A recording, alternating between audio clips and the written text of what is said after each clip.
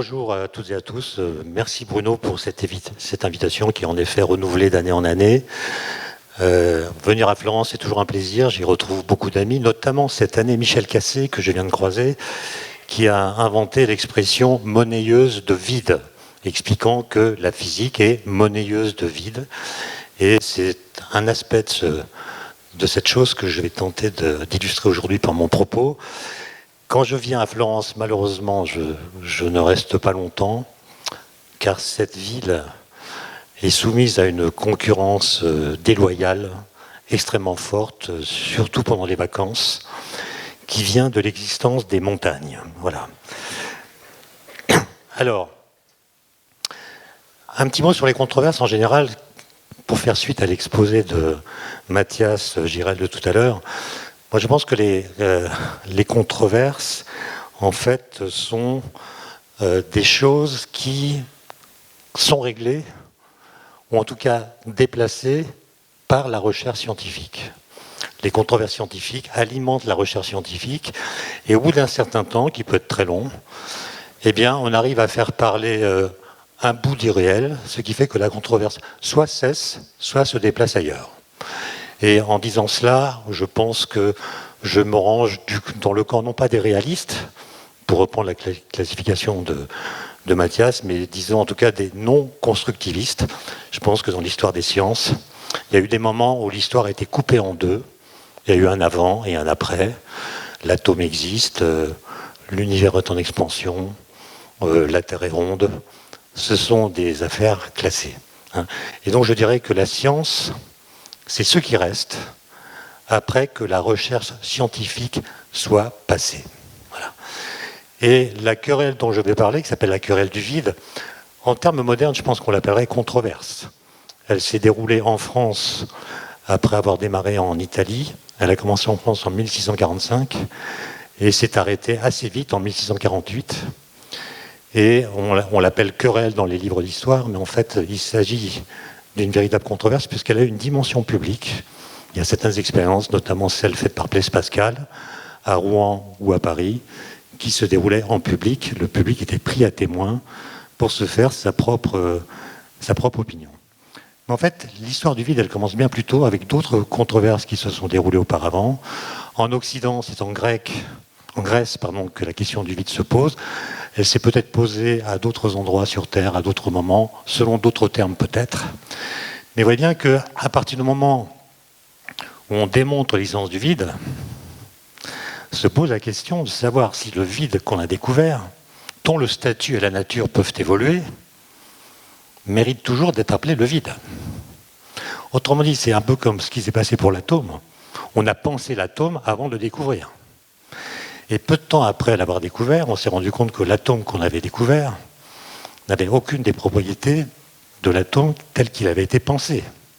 Et pourtant, on a continué de l'appeler l'atome.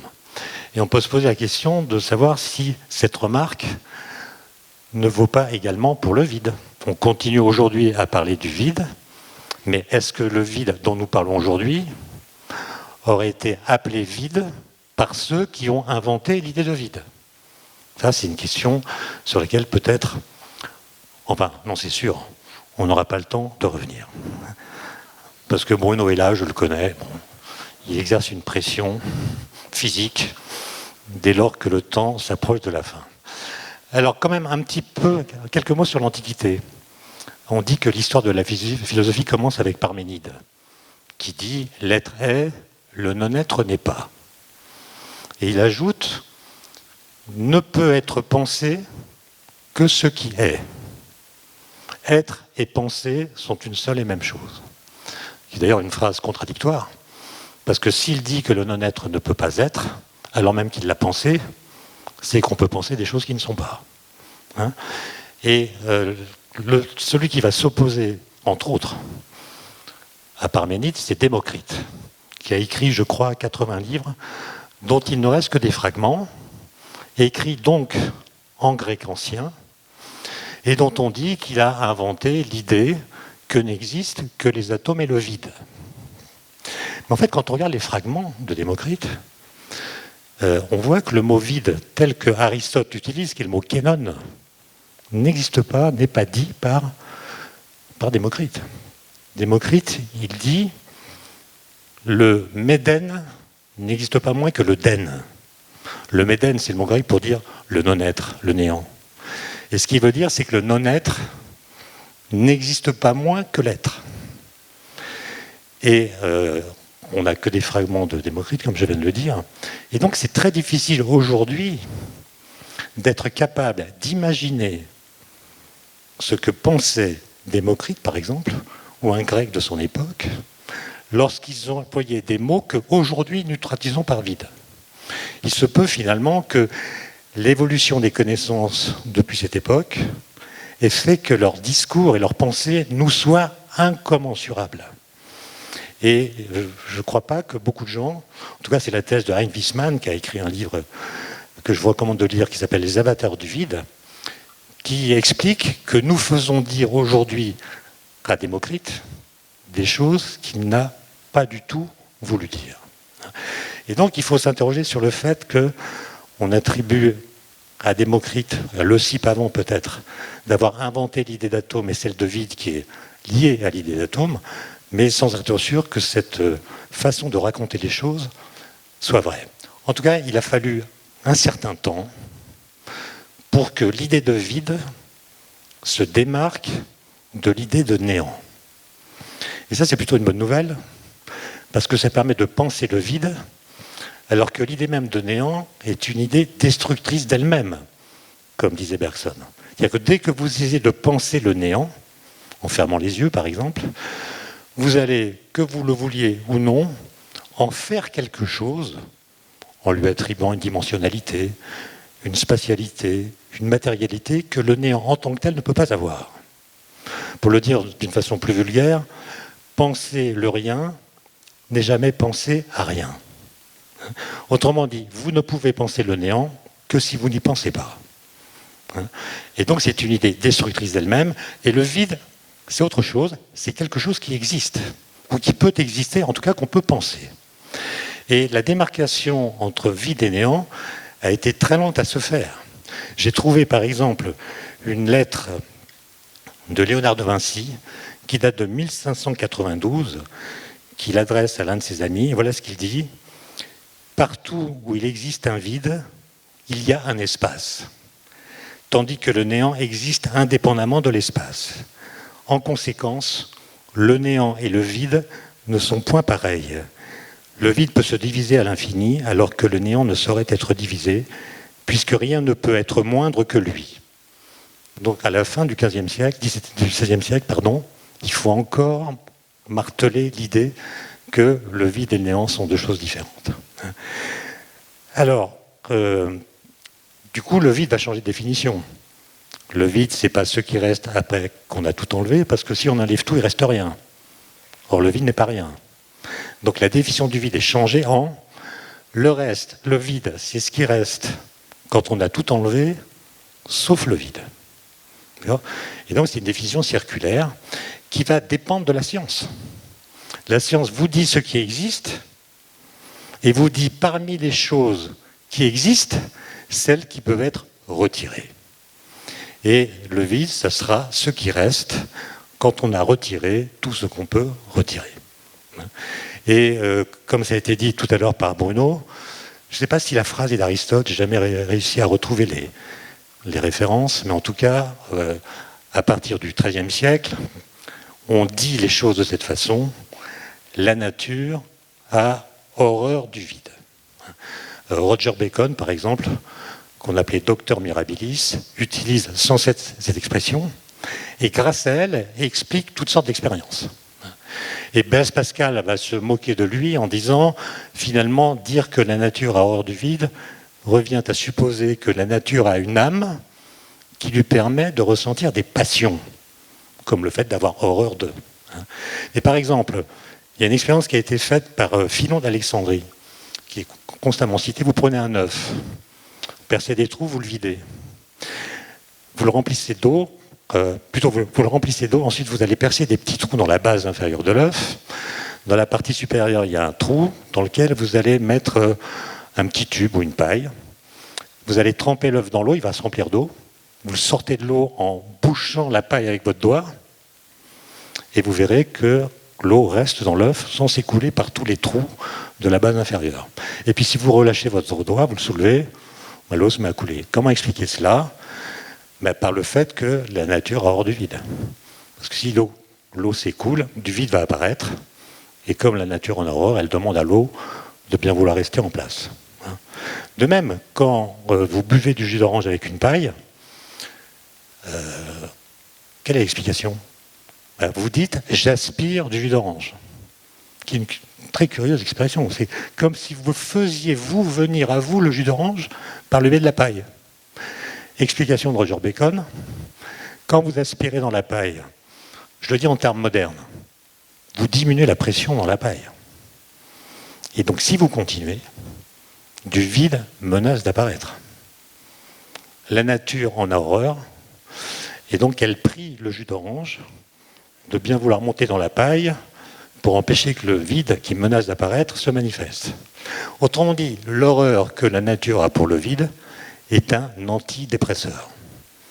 Dès qu'il y a une dépression qui se manifeste quelque part, la nature demande à toute la matière qui est autour, qu'elle soit liquide, solide ou autre, de bien vouloir empêcher que cette horreur soit visible. De même, à l'époque, on n'avait pas remarqué, en tout cas pas tout le monde, que l'eau est le seul liquide dont la phase solide, le seul matériau, disons, dont la phase solide est moins dense que la phase liquide. Et donc, quand les gens laissaient une bouteille en verre à l'extérieur un soir de gel, une bouteille remplie d'eau, ils la retrouvaient le lendemain matin brisée. Explication, quand l'eau gèle, elle occupe moins de volume que l'eau liquide, donc il y a du vide qui apparaît dans la bouteille. La nature, qui en a horreur, demande à la bouteille de se casser, etc. Donc c'est un système d'explication parfaitement cohérent. Et pour dire les choses dans les mots de Gaston Bachelard, que j'aime toujours citer, le vide était conçu comme un facteur d'anéantissement apportant dans toute substance la contagion de son néant. Pour le dire encore autrement, le vide était interdit de manifestation. Il ne peut se montrer que négativement en se chargeant lui-même de détruire toute occasion qui lui serait donnée de se manifester. Alors le premier qui va prendre la question tout à fait autrement, c'est, comme ça a été dit tout à l'heure, Galilée. Galilée, quand il étudie la chute des corps, utilise des expériences qu'on pourrait appeler contrefactuelles. Il pose des questions contrefactuelles. Qu'est-ce qui se passerait si? Et d'ailleurs, on n'a pas le temps de le faire, mais moi je me demande si on ne pourrait pas raconter toute l'histoire de la physique, depuis Aristote jusqu'à Einstein, comme étant une démarche permettant de comprendre comment se passeraient les choses si on allait se faire voir ailleurs. C'est-à-dire ailleurs qu'un champ de gravité qui est celui dans lequel nous sommes sur Terre, ou bien ailleurs que dans l'atmosphère. Par exemple, qu'est-ce qui se passerait si on était dans le vide? Et Galilée, sans se prononcer à l'époque sur l'essence du vide, il se fiche de savoir s'il existe ou pas, il le pense comme un milieu de pensée, justement. Un milieu idéal dans lequel la résistance au mouvement des corps serait nulle. Et il démontre, je n'ai pas le temps de raconter comment, mais vous connaissez l'histoire, il montre que dans le vide, tous les corps, quelle que soit leur masse, tomberaient à la même vitesse. Et donc, Galilée, à cette époque-là, s'intéresse à cette question pour des motifs de chute des corps, sans que ça préjuge de sa position à l'égard du vide. Et d'ailleurs, Galilée va tarder à faire un lien entre la question du vide, est-ce qu'il existe ou non, et la question de la pesanteur de l'air.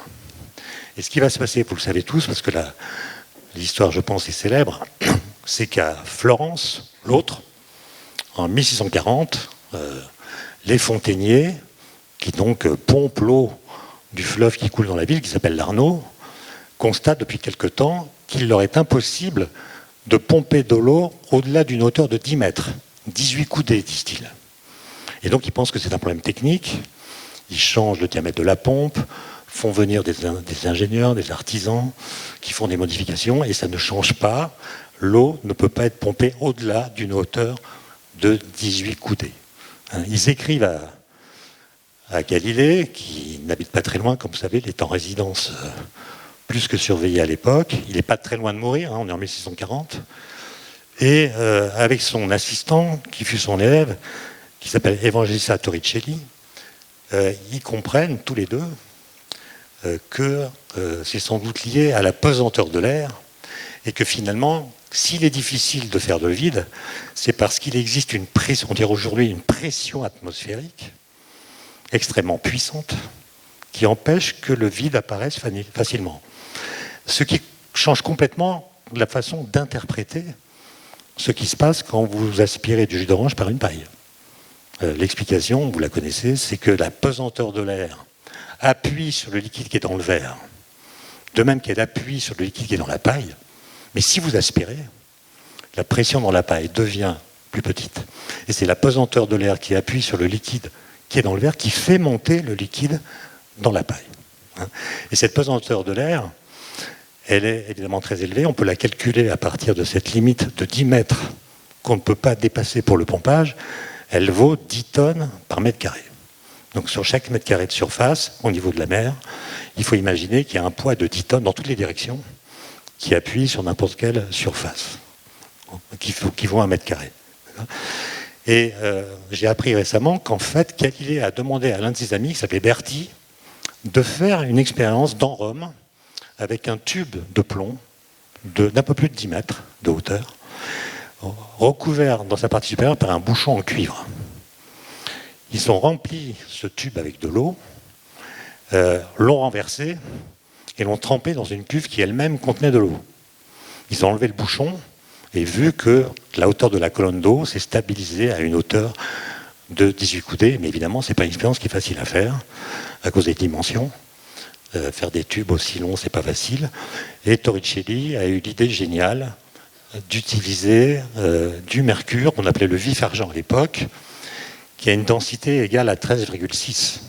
Ce qui veut dire qu'un litre de mercure pèse 13,6 kilogrammes. Ce qui réduit la dimension des expériences. Et donc Torricelli, aidé par d'autres, va faire des expériences en n'obéissant pas aux consignes de sécurité, d'hygiène et de sécurité des laboratoires d'aujourd'hui. Ils prennent une bassine, la remplissent de mercure, prennent un tube d'un peu plus d'un mètre de haut, le bouchent en bas, le remplissent de mercure sous toute sa hauteur, le bouchent en haut, puis trempent l'extrémité du bas dans le bain de mercure, enlèvent le bouchon qui est à la base du tube et regarde ce qui se passe. Il voit que le mercure descend et il voit qu'il se stabilise au-dessus de la surface du bain à une hauteur de 76 cm. Il pousse un cri de joie parce que 76 cm, c'est 10 mètres divisé par 13,6. Et donc la pression de l'air, la pesanteur de l'air, permet à l'eau de monter de 10 mètres et au mercure de monter de 76 cm, puisqu'il est 13,6 fois plus dense que l'eau. Donc cette expérience va évidemment être cruciale. Torricelli va la réaliser à plusieurs endroits. Il ne publie pas, à cause de l'Inquisition, qui n'aime pas le vide. Et la question est de savoir qu'est-ce qu'il y a dans les quelques centimètres qui surplombent la colonne de mercure. Est-ce que c'est du vide? Est-ce que c'est de l'air qui serait passé par les pores du tube? Est-ce que c'est une matière ou une substance raréfiée? Est-ce que c'est une matière subtile, pour parler comme Descartes? La question se pose. Mais à la fin de l'année 1144, Torricelli va faire l'expérience à Florence. Et à Florence, il a la visite du père Mersenne. Mersenne, c'est un abbé français qui a fondé une académie. D'ailleurs, c'est une occasion de dire que cette querelle du vide, elle mérite le nom de controverse, parce que, comme je l'ai dit, elle se fait en public, et elle ne se fait pas dans les universités, et pas non plus dans les collèges des jésuites, elle se fait dans des académies, qui sont des lieux où des gens discutent librement, assez librement en tout cas, des problèmes. Et le père Mersenne, il a fondé une académie à Paris, à laquelle que fréquente assidûment Étienne Pascal, qui était le père de Blaise Pascal, qui à l'époque vivait plutôt à Rouen, parce qu'il avait participé à une manifestation mal vue du roi. Il avait été chassé, obligé de se ranger à Rouen. Et c'est une chance, parce que Mersenne a essayé de refaire l'expérience de Torricelli. avec du mercure. Mais à chaque fois qu'il a tenté de le faire, le verre se cassait. C'était du verre de mauvaise qualité. Alors qu'à Rouen, il y avait une verrerie de très grande qualité qui permettait qu'on fabrique du verre qui tenait la pression. Et Blaise Pascal, ou plutôt Étienne Pascal, avec Pierre Petit, ont reproduit l'expérience de Torricelli, et puis fait beaucoup d'autres expériences, en changeant les liquides, en prenant du vin par exemple. Pour deux raisons, le vin a une densité un peu plus faible que l'eau, et puis dans les tubes, il est plus visible. On peut mieux repérer son niveau grâce à sa couleur. Et puis ils ont pris de l'huile, etc. Et il a multiplié les expériences, et il a publié ses résultats dans un ouvrage qui s'intitule, je ne sais plus, ça va me revenir. Hein. Ah, juste une chose, Torricelli, mort à 39 ans, peu de temps après, c'était un génie pur. Quelques temps plus tard, on a publié ses leçons, et sur le livre qui contient ces leçons, qui a été publié en 1715, sous son nom, Evangelista Torricelli, on met son anagramme en latin, qui est En virescit Galileus alter. Ce qui veut dire, après traduction, voici que s'épanouit un nouveau Galilée. Hein? Donc même à cette époque, on considérait que Torricelli était presque aussi génial que Galilée. Et à partir de ce moment-là, le débat va complètement changer de tournure. Jusqu'alors, les débats autour du vide ressemblaient aux débats de l'Antiquité. La discussion n'avait pas beaucoup progressé. On prenait toujours les mêmes exemples, on se servait toujours des mêmes explications. Et là, tout d'un coup, il y a des expériences qui permettent d'avancer. Alors, Blaise Pascal. Alors, avant de parler de Blaise Pascal, je me suis perdu dans mes notes, mais je voulais vous dire que l'hypothèse du vide associée à la pesanteur de l'air, elle flottait déjà dans l'air, si j'ose dire. Autrement dit, ce n'est pas Galilée ou Blaise Pascal ou les autres qui ont inventé l'explication que j'ai livrée tout à l'heure à propos du jus d'orange qu'on aspire avec une paille. Il y a au moins deux occurrences dans la littérature qu'on trouve de cette explication avant que les expériences soient faites. La première, c'est d'un ingénieur hollandais qui s'appelait Isaac Beckman, qui s'était intéressé au phénomène des pompes. Et d'ailleurs, il avait travaillé dans sa jeunesse avec son père, qui s'occupait des conduites d'eau dans une brasserie. Enfin, d'eau et d'autres choses, sans doute. Et voilà ce qu'il écrit, Beckman, en 1629, donc bien avant l'histoire des pompes à Florence. J'ai montré que l'air était grave, qu'il nous pressait de tous côtés d'une manière uniforme, en sorte que nous ne souffrons pas de cette pression, et que cette gravité est la cause de ce qu'on nomme la fuite du vide.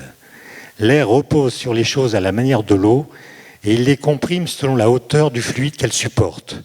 Les choses se précipitent avec une grande puissance en un lieu vide à cause de la grandeur de l'air qui les surmonte et du poids qui en résulte.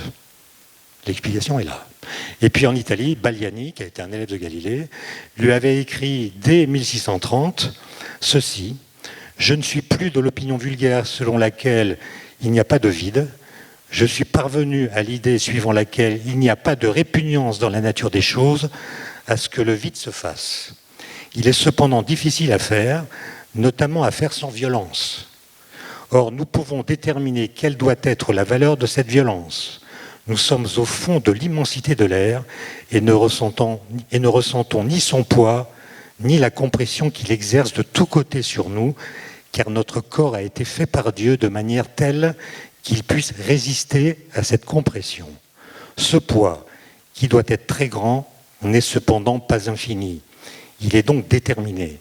Avec une force de proportion convenable, on devrait pouvoir le dépasser et provoquer ainsi le vide.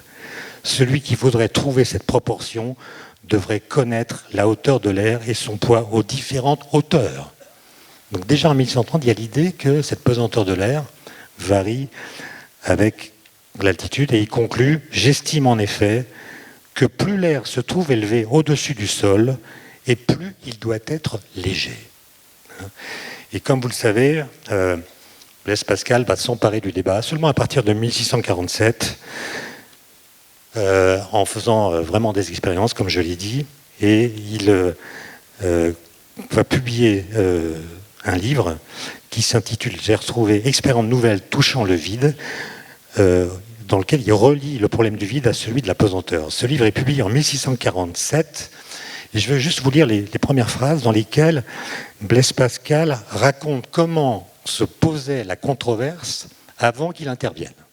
Voilà ce qu'il écrit. « Le consentement universel des peuples et la foule des philosophes concourent à l'établissement de ce principe que la nature souffrirait plutôt sa destruction que le moindre espace vide. Quelques esprits plus élevés en ont pris un plus modéré, car encore qu'ils aient cru que la nature a de l'horreur pour le vide, ils ont néanmoins estimé que cette répugnance avait des limites et qu'elle pouvait être surmontée par quelque violence. Mais il ne s'est encore pas trouvé de personne qui ait avancé ce troisième principe, que la nature n'a aucune répugnance pour le vide, qu'elle ne fait aucun effort pour l'éviter et qu'elle l'admet sans peine et sans résistance. » Bon, ça c'est faux. Pas le troisième point. Il y a des gens qui avaient imaginé ce que lui dit n'avoir été pensé par personne. Et alors, après la publication de ce texte, qui est assez génial, je vous recommande de le lire, vous le trouvez dans les œuvres complètes, c'est une prose absolument incroyable. Et Blaise Pascal développe l'idée, enfin les critères que bien plus tard Karl Popper va développer à partir de la notion d'expérience cruciale. Il dit, il y a des moments où il faut arrêter de discuter, on arrête de débattre, on fait des expériences. C'est elles qui vont répondre aux questions que nous nous posons. Et il reçoit une réponse du Père Noël. Alors, ce n'est pas le Père Noël des sapins, c'est le révérend Père Noël, qui est un jésuite, directeur de la Compagnie de Jésus, qui a été le maître de Descartes au collège des jésuites. Et ce n'est pas sans incidence. Et en tant que jésuite, il refuse l'idée que le vide existe. Ils ont une correspondance de quelques lettres. Et il faut les lire, elles sont absolument géniales. Et il y a l'une de ces lettres que Blaise Pascal conclut en disant « Le vide tient le milieu entre le néant et la matière. » Il est entre les deux. Un peu comme l'homme qui est entre les deux infinis. Et ça, c'est, à mon avis, une très bonne définition du vide quantique, mais on n'a pas le temps de le démontrer. Ensuite, vous connaissez l'histoire. Blaise Pascal va écrire à son beau-frère, qui s'appelle Florin Perrier. Lui, il est entre Rouen et Paris, il n'y a pas de montagne, mais son beau-frère habite à Clermont-Ferrand. Et donc, il écrit une lettre à son beau-frère en septembre 1647, dans laquelle il lui demande d'escalader le Puy-de-Dôme avec un tube de Torricelli. Alors, il explique le protocole. Il y a une équipe avec des aristotéliciens, des clercs, des savants de tous bords qui restent en bas, au niveau de la ville, avec un tube de Torricelli, dont ils observent, pendant qu'une autre équipe escalade le Puy-de-Dôme, l'évolution de la hauteur du tube de mercure.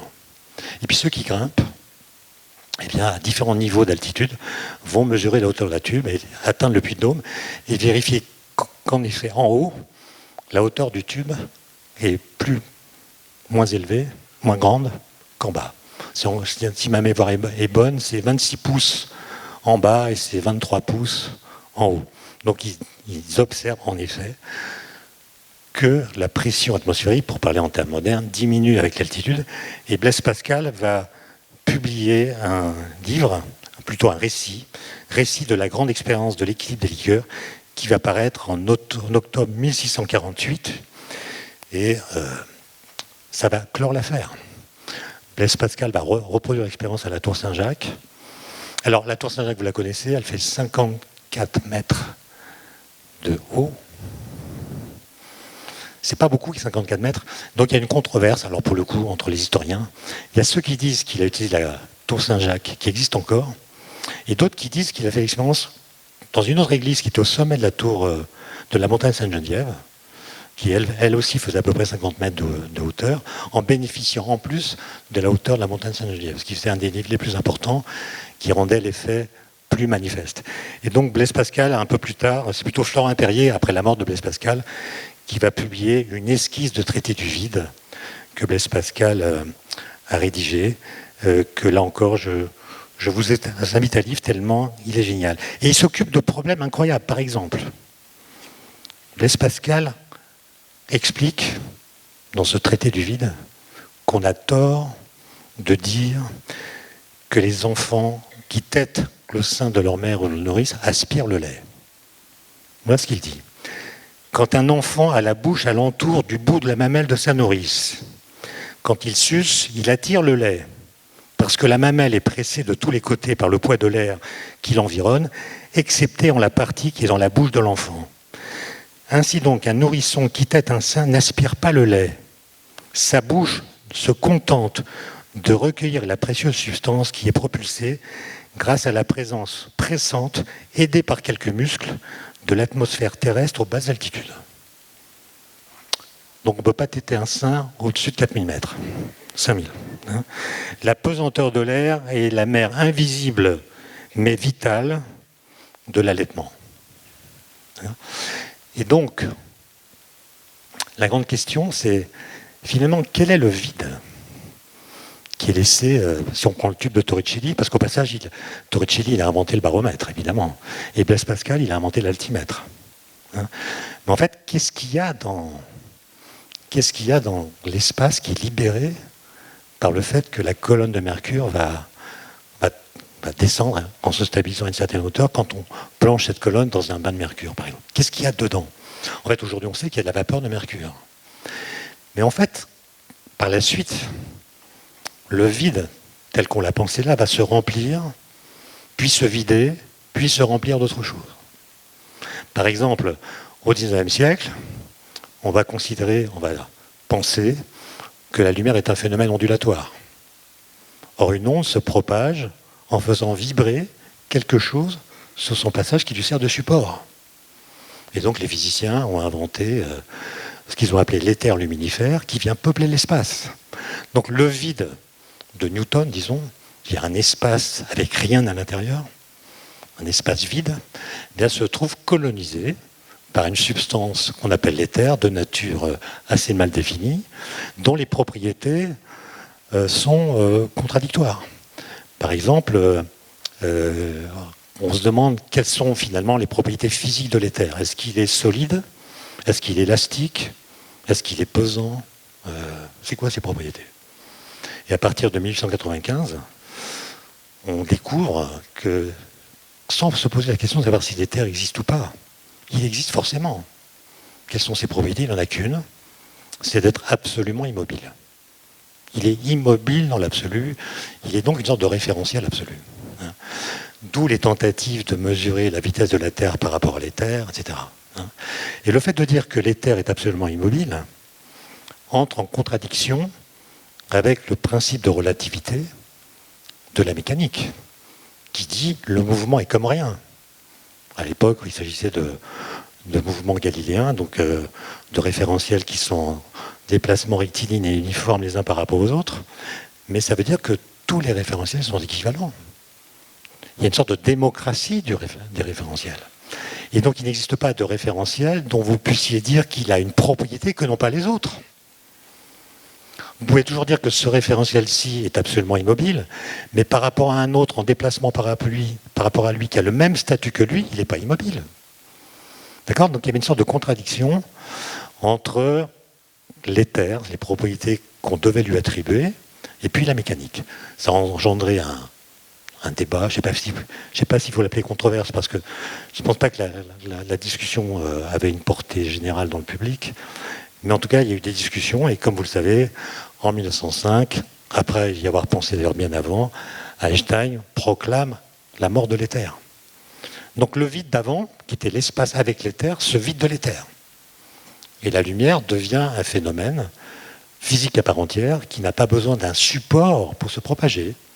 La lumière se propage toute seule dans le vide. Vous voyez, le vide, comme le dit, je rappelais la citation tout à l'heure, Michel Cassé, la physique est monnayeuse de vide. Donc, une fois que l'éther est parti, il reste l'espace-temps. Ce n'est pas la même chose que l'espace et le temps, c'est l'espace-temps. On en a souvent parlé ici.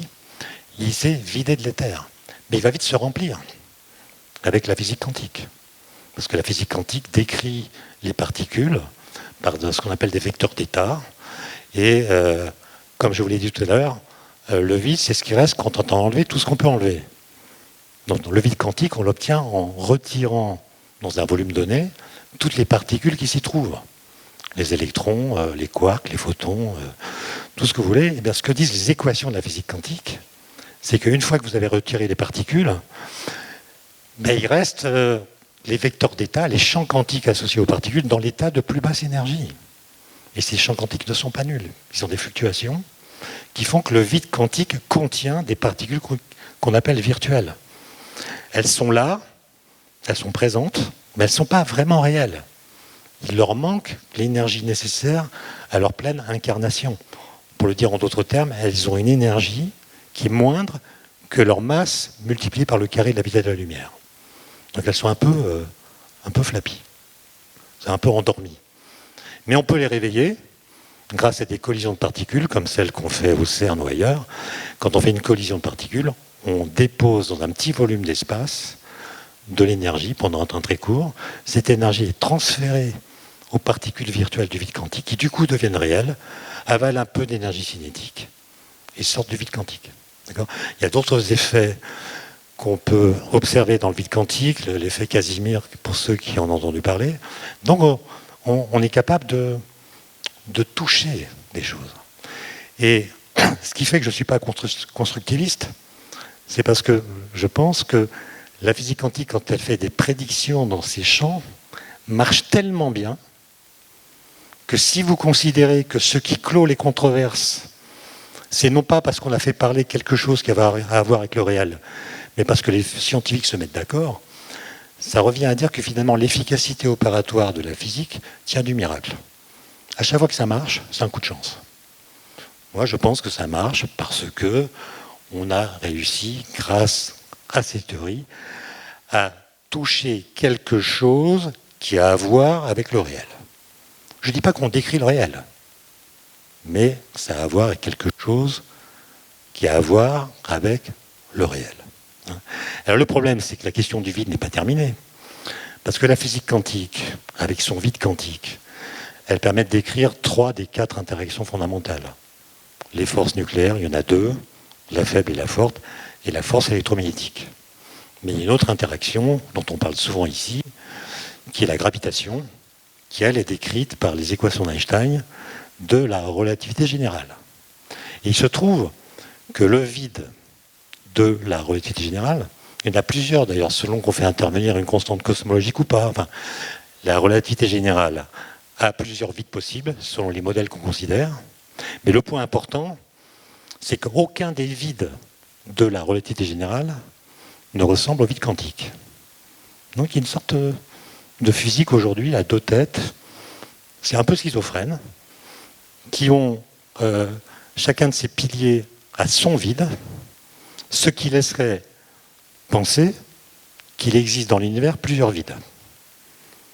Mais s'il y en a 2, par exemple, ça veut dire que l'un contient l'autre. Mais s'il contient l'autre, c'est qu'il n'est pas vide. Voilà, je vous laisse réfléchir là-dessus.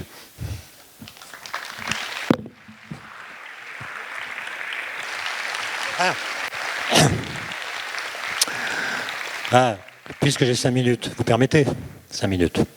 Il y a un truc, alors pour le coup, je n'ai pas la réponse. Dans la correspondance entre Blaise Pascal et le Père Noël, Blaise Pascal ne cesse de marteler, un peu comme l'a fait Léonard de Vinci, au Père Noël, qu'il ne faut pas confondre le néant et le vide. Ça n'a rien à voir, dit-il. Et il donne la définition que j'ai dit tout à l'heure, le vide tient le milieu entre le néant et la matière. Quand il écrit cela, Blaise Pascal, il a 23 ans. Un peu plus tard, comme vous le savez, il écrit les pensées. Dans les pensées, il y a un chapitre, quelques lignes, sur le divertissement. Qu'est-ce qu'il explique ? Que l'homme a tellement peur du néant, ou du vide, parce que dans les pensées, Blaise Pascal utilise les mots vide et néant comme s'ils étaient synonymes. Dans certaines phrases, il utilise le mot néant, dans d'autres, le mot vide, et ça a le même sens. Il dit qu'en fait, nous nous divertissons pour échapper au vide de nos existences. Ça veut dire quoi ? Ça veut dire que le divertissement dans nos vies est l'équivalent de la pression atmosphérique pour la nature. Le divertissement empêche le vide d'apparaître dans nos vies, comme la pression atmosphérique empêche de faire facilement le vide dans la nature. Et la question que je me pose, c'est que est-ce que Blaise Pascal a fait le lien entre ces deux choses? Autrement dit, est-ce qu'il a associé l'idée de divertissement à celle de pression atmosphérique? J'en sais rien. Voilà.